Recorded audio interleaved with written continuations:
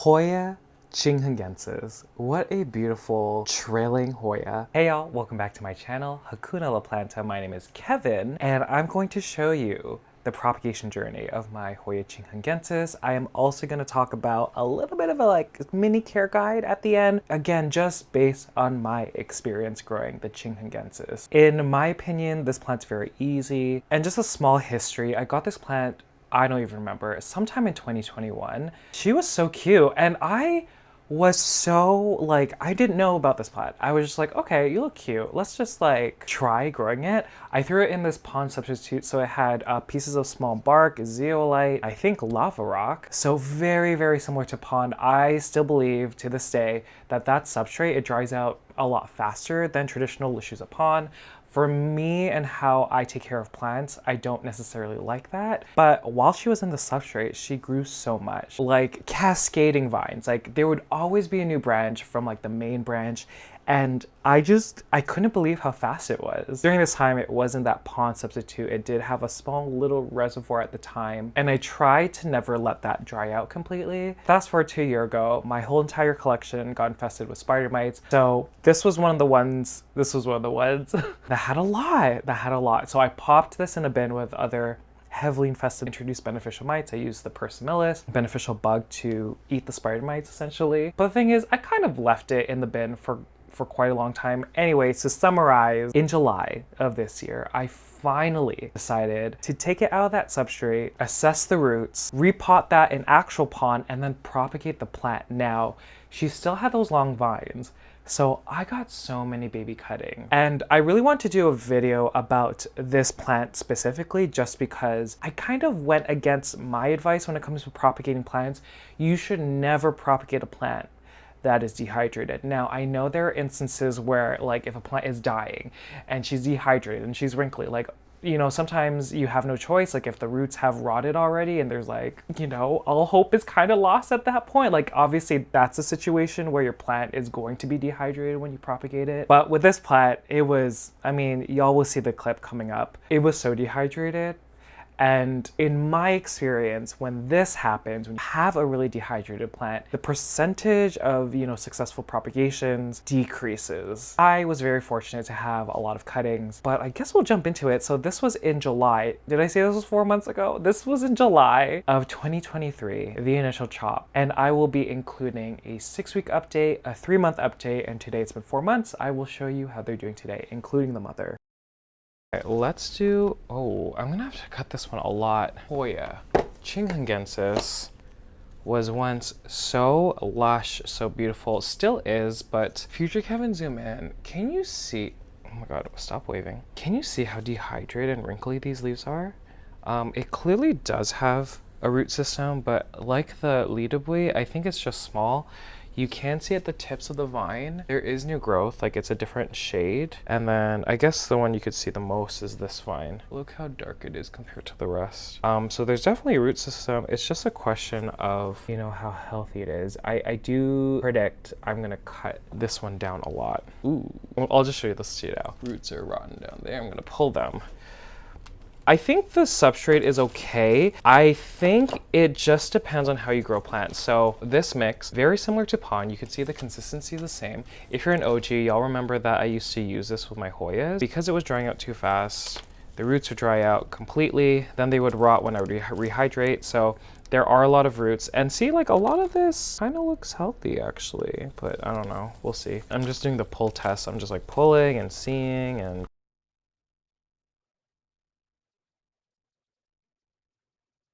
okay, do you see these roots? I'm just gonna pick up a cluster and comparing. I guess you can't really tell, but the ones that are dead, they're a lot darker. There are some healthy roots that unfortunately when I pulled, they came off. And just feeling the roots also, these ones are a little bit thinner than the Lidabui, but this root system's good. Look at this. Okay, let's move things. Okay, how do we feel here? Okay, seeing that this part is new, I might just make a chop just the other vine here and just propagate it back. Cute. And I'm really gonna do severe chopping. Yeah, let's do that. I'm just kind of going randomly. Ooh, I can keep this one. This one looks pretty good. Wow, these ones are really long. See, this one doesn't have any new growth at the end, so because I want to promote new growth, I'm just gonna cut it there. Yeah, see, do you see how like I'm really cutting this back to like a really small plant now? And I mean, you don't have to, but like in my experience, when you have situations like this where it doesn't have a big root system, you gotta cut down the plant. Okay, I'm truly just cutting it all the way back. Look at that, I just cut off the main vine. This one, okay, no, this one doesn't look that great. Okay, I'm actually shocked at how much I chopped off. Look at her, she's still so cute though. Nutrient solution, and then under grow light. Since there's like roots, I'm not gonna like do the same thing as the last time. When I chop these ones, it's because they don't have roots, that's when I'm gonna put the water level really, really high. I am just gonna pop them into one of these. And here's the thing, y'all, like I could just go like that, but I don't know. I usually just like limiting it to 2 leaves. So I'm just doing that, pushing it through. Look at that, look how cute. And these stems are actually a bit more firmer than the Hoya LED Grow. So, oh my God, these like 2-leaf cuttings. Are you kidding me? That is just adorable. Ooh, do you know what? Some of these are like already really dry. I don't know if they're gonna survive. So maybe I should just like really pack this pot.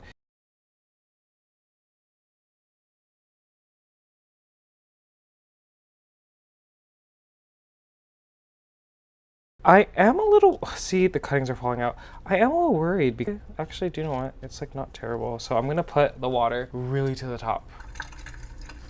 Do you see, yeah, do you see that water? Super, super high, just because the stems are so short. A lot of these cuttings, like they're not really in the pond, so I just kind of want to overcompensate. Okay, y'all, this is a, it's a clear saucer. This is what I decided to do. So I'm probably just gonna fill the saucer, put as many cuttings in, just because like you get more surface area without using too much pond, just because it's like so shallow. And then I'm just gonna try to like spray it. Obviously, because there's less pond, it's gonna dry out faster. So the plan is get as many cuttings in here, you know, depending what survives, what doesn't survive. And yeah, I mean, once they grow new roots, that's when I will take, you know, a bunch out and then put it in a new pot. I'm feeling these plants and I'm like noticing that the leaves are like extremely floppy. It kind of reminds me, and if y'all remember from, I think it was December, they were like really dry Hoya polynuras that I propagated, and they were so dehydrated that a lot of them eventually died.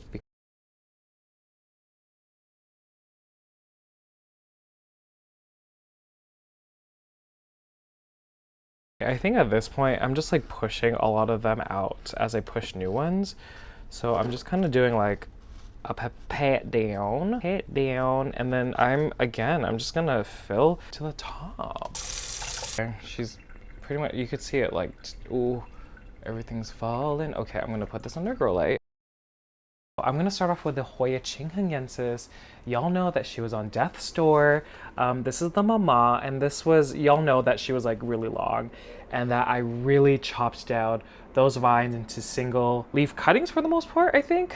So mama's still here, she's doing fine. This one looks fantastic. I don't think this one had any casualties. I'm gonna have to dump the water again because she's still full up to the top, but this is the planter. So similar to the serpents, you can see the bright green growths everywhere.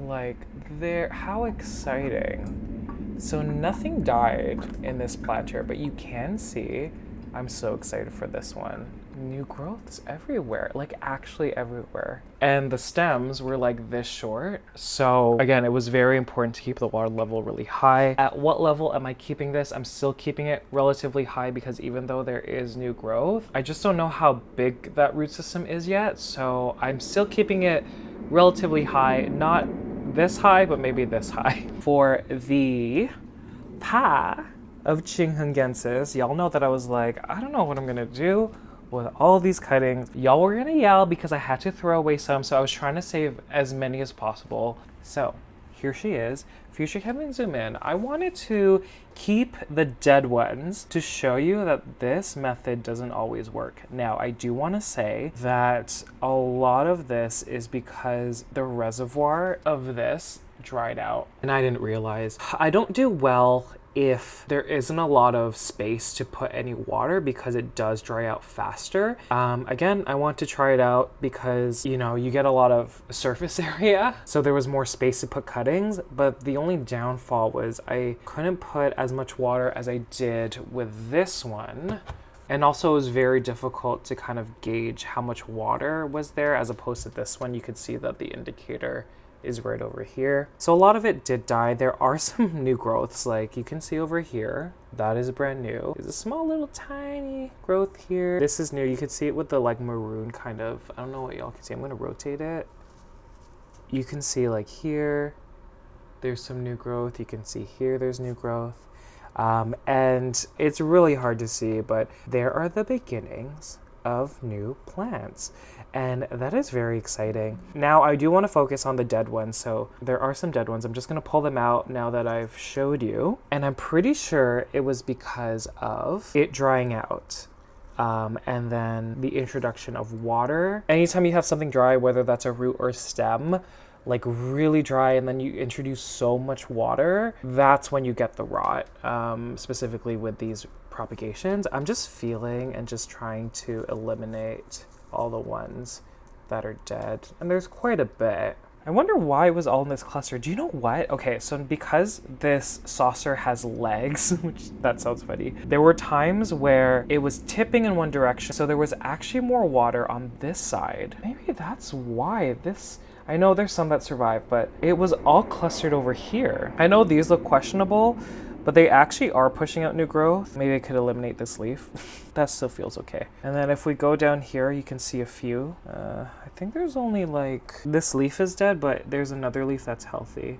Sometimes you'll see plants killing off one leaf to favor root growth, and that's totally normal as well. This one wasn't even, oh my God, this one wasn't even in the pond.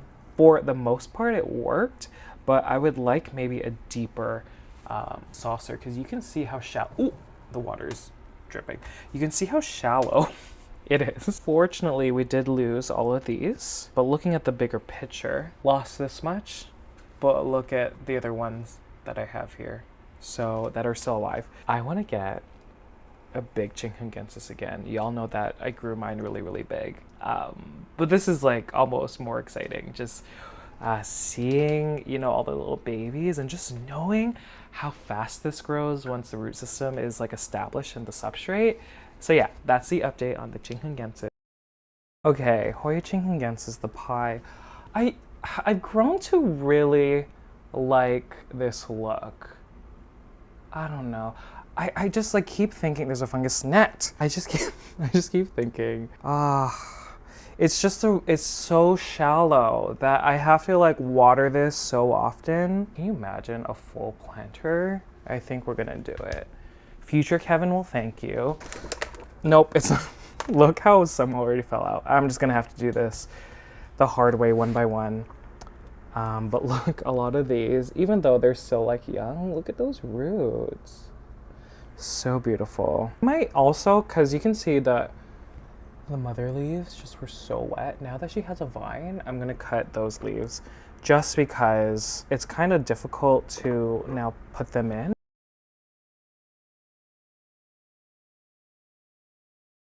Roots. Look at that.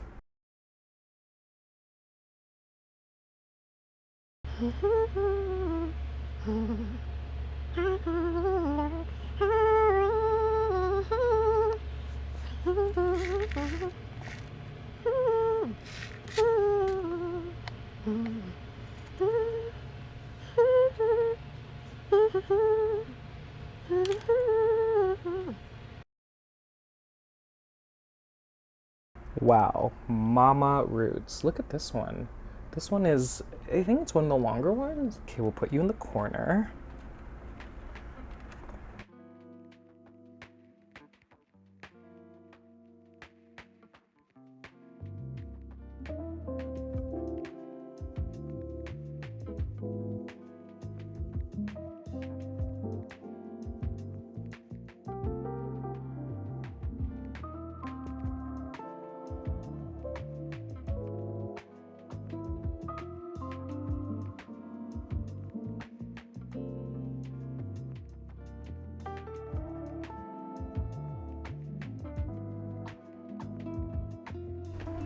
Okay, everyone.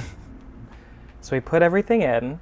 I'm scared because there were so many that didn't push out new growth, so I just assumed that there wasn't like a big root system, but there's some, like you can see here that there is a big root system and I couldn't submerge it because I already like put too much pon. Still, I am gonna try to cover these. Oh my gosh, I even know. I'm just gonna try my best to just sprinkle the pod so they're not like covering the small tiny leaves. Oh geez. I really should have just had these ones and then stopped, but I was like, oh, there's so many that are rooted. And I did keep the ones, can you see over there, future Kevin, zoom in? So these are all the casualties. So I don't know how many are like didn't make it, like 8 maybe? 10, who knows? And I think I can link that to, again, the saucer being so narrow that I would often forget to water it and I wouldn't know that it'd be dry. And then rehydrating a dry stem, like super, super dry stem, when it has no roots, like that is gonna link to the rot. And so I think we're okay here. So I put the water level right over here, just because there's so many cuttings up here where the roots are literally here. So I think this is adorable. Don't you think so? Okay, and so we are back. The mama is doing just fine. Y'all saw there were a lot of casualties, and you know, again, this is showcasing why you shouldn't take Hoya cuttings when they're dehydrated. I feel confident saying that just because you know me. And if you don't know me, please subscribe to this channel. I propagate so much. Almost too much. But because I've had so much experience propagating, the success rate when it comes to propagating hydrated or healthy Hoyas is between 90 to 100% survival rate. Whereas this one, I mean, I didn't really keep track. I want to say it's like 50 to 60% success. Anyhow, I need to stop talking. I'll show you the mama. So 4 months in actual pond. She's looking so cute and she branched so much. Again, this plant, it literally just, you cut it, it just continues to branch. Just, I don't even know how to show this because look, do you see this, everyone? I don't even know how to show this. Look at all of these vines. Okay, so I guess we'll do a pan. All of these, you have this one up here. And then if we continue to this side, it's a lot more bushy. Pond is dropping. But yeah, so that's her. I mean, again, like I said in the beginning, like she's in a self-watering planter. This time she has an indicator. The previous one didn't, so I let her dry out too much. So there's a little bit of space here where you could fill it up with water or nutrient solution. I never let it dry out completely. Saying that, the surface kind of looks dry. It's not though, I'm putting my finger in and the pond is still a little bit moist. Looking in here, I want to see if there's any roots. You can see some peeking through the bottom. Oh, I don't know what that noise was. Do you see it? Reservoir is dry though. But again, pond does such a good job at keeping itself moist, even though the reservoir is not present. And also feeling the foliage, like it's hydrated. It's a really hydrated plant, thankfully. A lot different from when I first propagated it. And she's kind of off to the side, not directly under the grow light. Like it's, so if my arm is the grow light, usually I like to put Hoyas right underneath so they get like the full blast of light. This one is pushed off this way, so not right under it. And this plant is actually facing in here, so it's not facing a window. I would say low to medium light right now. Traditionally, I always talk about how Hoyas tend to be light loving. And so I usually see like rapid growth, rapid root growth, rapid foliage growth, you know, fast rate at pushing up peduncles or flowers when you give it a lot of light. There are some Hoyas though, and I'm gonna cluster the Chinghungensis in this cluster. They actually can do well in lower light conditions. So that's why right now she's kind of getting low to medium. And I find also when I move it away, this vine kind of showcases. So do you see how this vine and the internodes are quite tight? When we move on to this part, you can see how the internodes got larger, and it's because it must have been like a month or two ago, mother plant, I moved it away from the grow light. And so you can see that this vine, because it needs to find that light, you see that elongation in the internodes. Whereas when this plant was under grow light, the light was right there. So the nodes were, or internodes were tighter. My point is that if we're looking at the lighting for the Chinghungensis, it really can appreciate extremes when it comes to low light and high light. I've grown this in both kind of lighting conditions, and it actually, more than other Hoyas, can tolerate it. And that's why I do recommend this plant. Like, it is so resilient, so hardy, it bounces back. And can you believe that the mama is here? Oh, I forgot to mention that that Hoya did bloom for me. They look so similar to Hoya Bella. I forget how long ago. It was when she was vining down, she branched everywhere, before I had the spider mite. So I would say also very easy to bloom. Okay, so let's move on to the propagation. So I just love how this looks. Okay, so remember guys, oh my gosh, look how amazing. So I finally repotted, you know, all these into this planter finally. Again, that saucer, it did a good job when it comes to like the surface area and like being able to fit, you know, those small cuttings, but it did a really poor job when it comes to water retention because it was so shallow, you could only fill, you know, this much water. And so because she kept drying out, a lot of the cuttings did dry out, unfortunately. And then, you know, rehydrating them again, they would rot. And you can see over here that after the transfer, like a lot of them didn't make it. Like those are dead. I think there's more on this side. Yes, over here.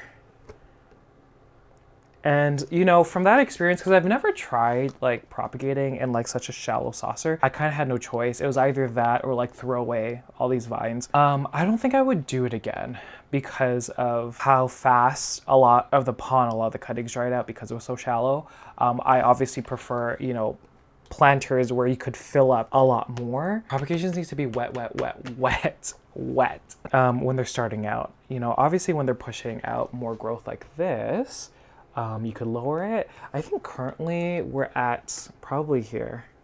I'm just looking at the indicator. It does say maximum, but let me just take a look. A little higher than maximum, so we're actually up here. Yeah, it's so fascinating. I know there were a lot of casualties, but like, I would say this is like still pretty good. I'm actually so happy with this. I am still putting this right under grow light, so the grow light is right here, probably getting 1,000 to 2,000 foot candles. Fertilization, I'm using like a third dilute nutrient solution, so 1 part nutrient solution, 2 part tap water. Just kind of waiting for these to grow a little bit more, and then I might, you know, up the strength. So it's been 4 months since I chopped it up. And here's one of the planters. Okay, there's another one. I don't remember when I showed this one. This one you could, again, also, it showcases that there weren't a lot that survived just based on how many vines. It is gorgeous. Look at this. It's so hard to show. Do you see this? So cute. Again, 4-month update. I didn't touch this. I propagated these 2-leaf cuttings directly in this planter of pon. Like, I guess I could count. So 1, 2, 3, 4, 5, 6, 7, 8, 9, 10, 11, 12, 13. Okay, as far as I can see, I could only find 13. Now, if you recall from the initial chop, there was way more than 13. And you could kind of see, oh, there's 14. I see a little baby. But you can see, can you? Okay, there's more. Okay, I'm seeing 15. Sorry, there's some small ones. Okay, I guess I'll, oh my God. You can see, like all these that are over here, those aren't alive. And then here, I don't know if you can see that dried up leaves. So there are a bunch that didn't make it. I think it would be quite different if the plant was healthy and hydrated when I first chopped it. But I'm so pleased and happy to see that there's, I don't know, 12 to 15 in this planter that actually did survive. It is so beautiful. Are you kidding? They're like small trees. So because she's pushed out substantial growth, I'm not keeping the water level all the way at the top anymore. I'm just filling the reservoir to the maximum, which the water level is up here. And yeah, so just to show you all the props. Oh gosh, I'm gonna drop it. It's so heavy. Look at this. So these are all of them. Oh my gosh, so cute. So cute. Oh yeah, and the planter that I just showed you still also right under grow light, 1,000 to 2,000 foot candles. Now, I want to talk about temperature and humidity. I'm just gonna say what this room is kept on average throughout the whole year. My temperature is always between 60 to 80 degrees Fahrenheit. Looking from July of this year to, I guess, time I'm filming this is November of this year. The first couple of months consistently, it was like 70 to 80 degrees Fahrenheit. Now it consistently stays below 70.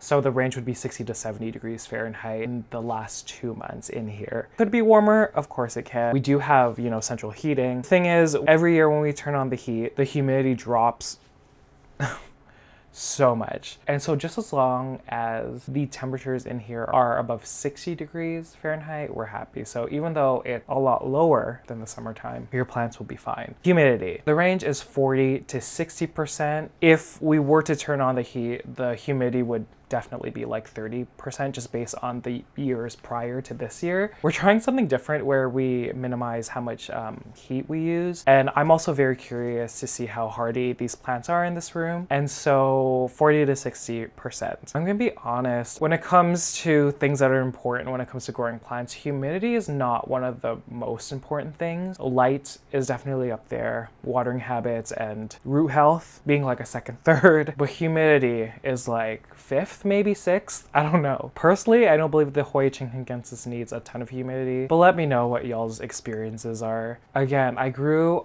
okay, so 2 years ago when I got it, my humidity in here was a lot lower. Like it was 35 to 55, I would say. And she grew so much. So that kind of showcases that humidity is like not going to be the determining factor when it comes to large, lush growth. And one thing I forgot to mention about the light, my grow lights are on for 14 hours a day. I use a Sunblaster LED grow lights. A summary of the tips when it comes to propagating this plant. Obviously make sure it's healthy and hydrated. You don't necessarily need to cut, you know, be as extreme as I usually am, but I just know that I'm gonna get more plants. I'm willing to risk that. Obviously you saw like a 40% like death rate when it comes to a lot of these propagations. I just find when you take like a vine and you stick that into a substrate, I personally have found that it takes longer sometimes. Sometimes the plant needs to channel energy into that foliage that's still there. And so by just making a cutting like 2 leaves, it doesn't need to fuel energy into that and focus on like root growth just because it doesn't have one anymore. Obviously, I've only experienced this plant in pond and the pond substitute that I talked about earlier on in this video. The key is aeration around the roots. I believe that this plant does like to stay a bit more moist than other Hoyas. And so that's why pond, and like I haven't tried this plant in LECA, but that's why pond is such a good substrate because it holds onto water. There are fixed air pockets between the rocks. If you are planning to do an aeroid mix, just make sure it's super chunky and just make sure you're keeping an eye on the watering, making sure it doesn't dry out completely and just maintaining that moistness while having the air pockets around pieces of chunk, whether that's pumice, whether that's bark. Y'all know the drill already. Chunky mix if you're doing an aeroid mix. Another tip that you probably saw in the clips was make sure that the substrate is like super wet when you're first starting. I always say the first month is like the critical, you know, time period where, you know, you could lose a cutting. Those cuttings, they need to root. How do you get a plant to root? It needs to be wet around it. The moment it dries up and then you rehydrate it, that's when you get the rotting because these were dehydrated from the beginning. I think that linked to why a lot of them didn't survive. I always say when you see like a few more leaves, depending what kind of planter it is, like if you have it in a clear planter, like you can see like little roots, that's when you would adjust the water. So like then moving it down a little bit, just so they're not fully submerged in the water. Okay, are we gonna get a family picture? I'm just grabbing all them. Oh my God, family picture. This is the family picture. What are y'all's experiences? I love this plant a lot. It truly is a rapid grower when it grows, you know, that established root system. But man, again, I do recommend this plant to a lot of people. It is a fantastic plant. I do plan to do a lot of these for Vlogmas. Yes, I'm posting every day for the month of December. If you are new here, there are a bunch of Hoya ones similar to this one that I will be doing. I'm most excited about the Hoya serpents. Oh my gosh, that one is so cute. Okay, y'all, thank you for watching. I will see y'all in the next one.